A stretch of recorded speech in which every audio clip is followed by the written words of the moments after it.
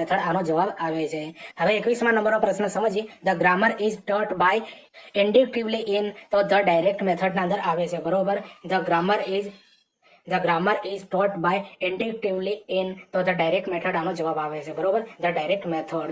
હવે 22મા નંબરનો પ્રશ્ન સમજીએ. The maximum of teaching from simple of complex and concept to abstract in ખાલી જગ્યા, તો ખાલી જગ્યાના અંદર જવાબ આવ્યો છે મિત્રો ધ ડાયરેક્ટ મેથડ જવાબ આવે. બરોબર, તો અમુક શબ્દો જે છે મિત્રો એ તમારે નોટ કરી લેવાના અને એના પછી આ જવાબ આવે એવી રીતે તમારે આ અંગ્રેજી તૈયાર કરવું પડશે.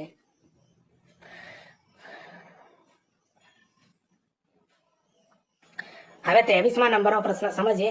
In the direct method there is emphasis on, તો એનો જવાબ આવશે મિત્રો લિસનિંગ એન્ડ સ્પીકિંગ. બરોબર, યાદ રાખી લેજો, આવા પ્રશ્નો આવી રીતે પૂછાઈ શકે છે. હવે 24મા નંબરનો પ્રશ્ન સમજીએ. Which is the most expensive method of teaching language English, તો ધ ડાયરેક્ટ મેથડ. તો આનો જવાબ આવે છે મિત્રો ધ ડાયરેક્ટ મેથડ. હવે 25મા નંબરનો પ્રશ્ન સમજીએ.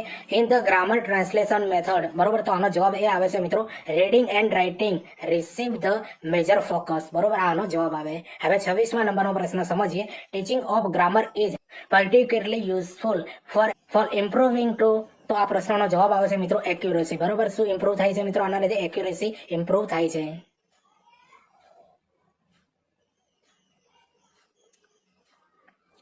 હવે 27મા નંબરનો પ્રશ્ન સમજીએ.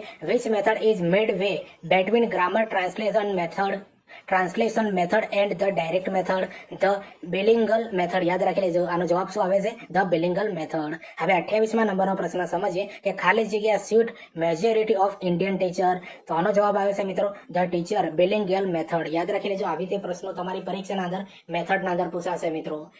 એના વિડીયો બનાવવાના અંદર ઘણી બધી મહેનત બનતી હોય છે, એટલે ચેનલ ઉપર નવા હો તો ચેનલને સબસ્ક્રાઇબ કરી દેજો અને આ વિડીયોની લિંક તમારા મિત્રોને શેર કરી દેજો. નંબરનો પ્રશ્ન સમજીએ.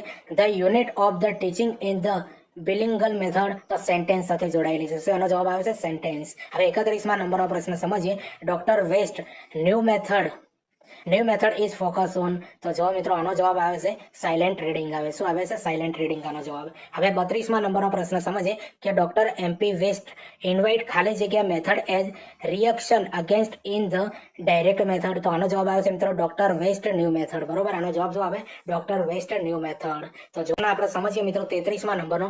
Which method is believed in English should be studied for it utility, તો આનો જવાબ આવશે મિત્રો ડોક્ટર વેસ્ટ ન્યૂ મેથડ્સ. બરોબર, યાદ રાખી લેજો, પરીક્ષાના અંદર આવો જવાબ પૂછાઈ શકે છે. હવે 34મા નંબરનો પ્રશ્ન સમજીએ.